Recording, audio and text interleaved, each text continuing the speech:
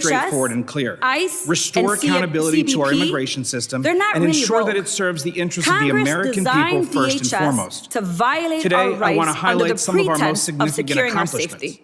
Ending the I'm gonna exploitation say it of loud and immigration clear, programs, and I'm proud putting to stand American by what I workers say. first, DHS protecting cannot our be communities reformed. from public It must safety be threats, dismantled, protecting and national something security, new must and take combating its place. immigration fraud. Because if we let DHS persist, Fraud isn't just it will a continue to paperwork be issue. a weapon that It's a can be national pointed security at and anyone public safety the concern. government considers the Often public those enemy. who wish to do us And let me harm tell you, exploit fascism weaknesses in our always system. requires a public Over enemy. the past year, But the power of the USCIS people has made is nearly stronger than the 33,000 weapon they fraud would referrals wield to law against us. enforcement, So, Mr. a Lyons, 138% Mr. Scott, increase over previous Mr. years. Edlow, We conducted you have weaponized thousands the of site government. visits to You have homes and supported a workplaces fascist and thousands of enterprise at the social media expense checks of to ensure our aliens aren't constitutional rights. espousing You have anti-American violated the sentiment. law.